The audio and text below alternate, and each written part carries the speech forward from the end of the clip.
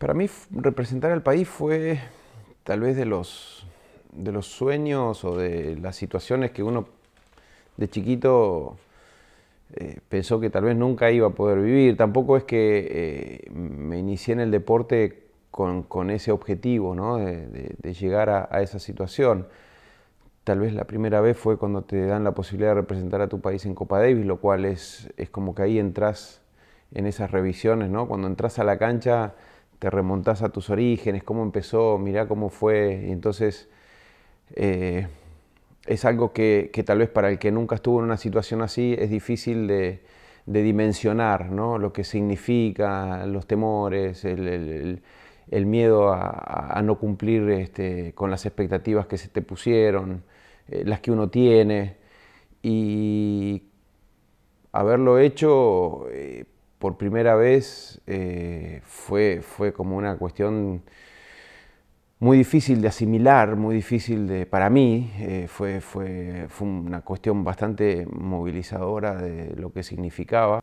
Y lo que siempre permaneció fue la obligación, ¿no? Fue el orgullo, el honor de estar, pero también esa gran responsabilidad a la que uno te eligieron y tenés que estar.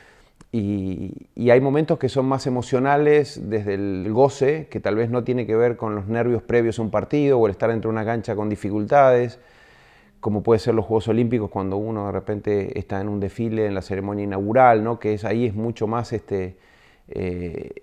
como más despojado de todas las presiones, sino del privilegio de poder estar entrando a esa pista, desfilando detrás de la bandera de tu país, y ser uno de los pocos elegidos para estar en esa situación.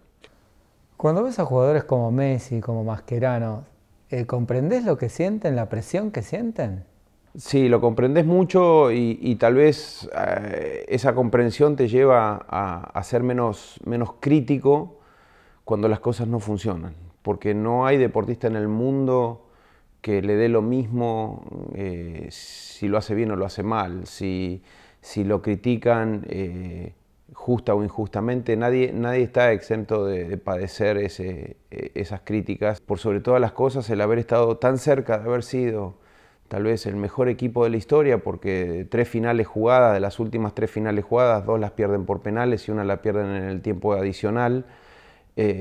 Si esa cuestión de dosis de suerte se hubiese invertido, hoy tendrían la misma carga, la misma responsabilidad, pero tal vez tendrían el alivio de saber que ya a su país le dieron lo que ellos soñaron en algún momento. Entonces sentís lo difícil que debe ser para ellos cuando el miedo a perder supera el deseo de ganar, ¿no? Cuando un deportista está con demasiado miedo al fracaso, porque sabes todo lo que viene y sos consciente de la implicancia que tiene ese partido, es muy difícil poder sacar tu mejor potencial, o es muy difícil que un equipo funcione, porque en lo que estás evitando la catástrofe más que soñando por un triunfo o por un logro, ¿no? Y eso para ellos creo que lo deben haber padecido y lo están padeciendo.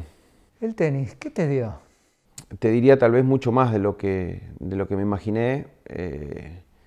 Me dio esa posibilidad de estar en un selecto grupo, ¿no? De representar a tu país por muchos años, de estar en Juegos Olímpicos, de ser abanderado en los Juegos Panamericanos, de tener medallas panamericanas también. En ese sentido, desde el recuerdo me dio mucho, y me dio mucho desde el aprendizaje, ¿no?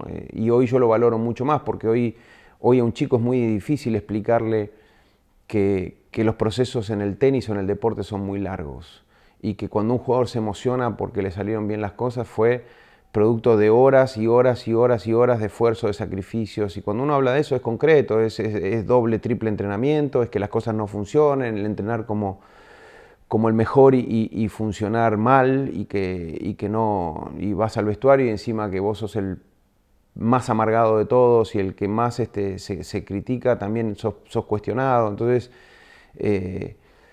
el deporte te da, o a mí me dio el tenis puntualmente, entre otras cosas, son como herramientas para pelear un poco la vida con cierta, o con un poquito más de sabiduría, porque podés reflejar momentos de un partido, momentos de tu carrera, y decir, bueno, estoy ahora set abajo, break abajo, con viento que no me gusta y las cosas no me están funcionando bien, no tengo opción no tratar de solucionar esto, ¿no? ¿Qué quedó, Javier, de aquel tenista en el ahora analista de televisión? Lo que quedó del deportista creo que tiene que ver, básicamente, es la extracción de la experiencia, de la situación que tal vez otros no han podido vivir, y es lo que tal vez hoy es lo que más me genera desafío en poder transmitir. ¿Cómo le haces entender a alguien que jugó maravillosamente bien un set y casi 2 sets y está sacando para el partido contra Djokovic o contra Nadal y se manda 3 o 4 macanas que no cometió a lo largo de esa hora y media o 2 horas y las comete justo en ese momento tan trascendental? Y explicar eso es el desafío, es no caer en la autorreferencia, porque la gente le interesa lo que están y quiere entender o ver lo que ya se ve.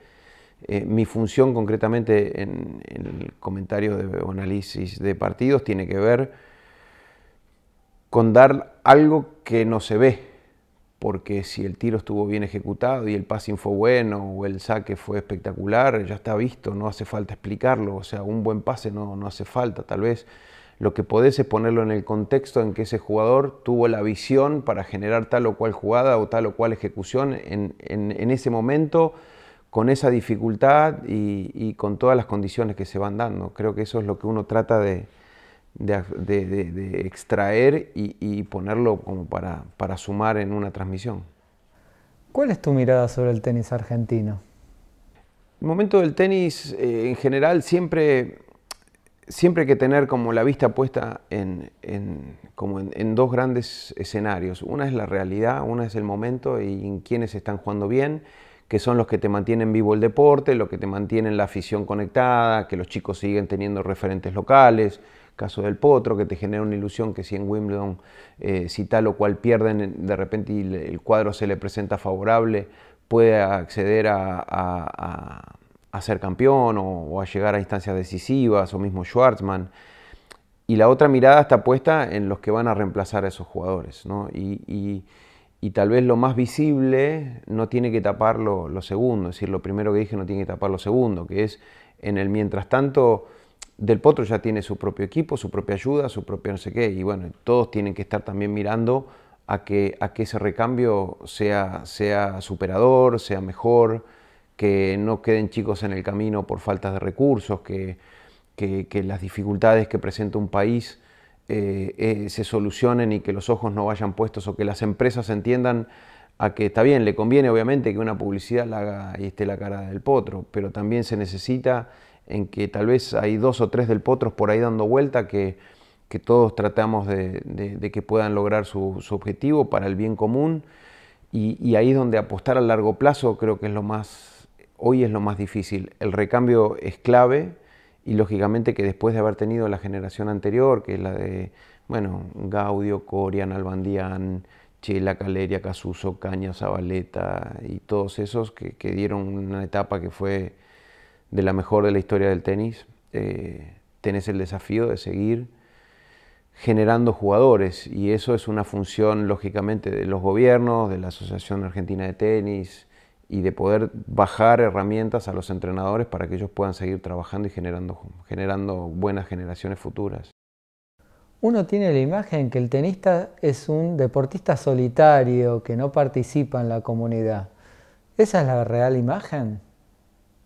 El tenis muchas veces uno escucha y dice, no, porque el tenis es un deporte individual. Bueno, sí, en cierta lógica tiene, y en parte es verdad, pero la formación no es individual, ¿no es cierto? Entonces, un papá no se tiene que preocupar que, no, pero el tenis es individual, porque eso va a ser en el caso de que ese chico pase todos los filtros que tiene que pasar, pague todos los precios de los esfuerzos, sacrificios, dedicación, al punto tal que ya empiece a manejar una carrera deportiva, una carrera tenística, donde ahí sí tenés que empezar a mirar en tu preparación física, en tu calendario, en tus horarios, en no poder hacer otras actividades porque el tenis se puede ver afectado, porque la práctica se puede ver afectada, porque tenés que condicionar todo de la fecha de los cumpleaños, de tal o cual, que no puedes modificar mucho, pero sí, bueno, pero aguantame 3 días, bueno, pero casate en otro momento.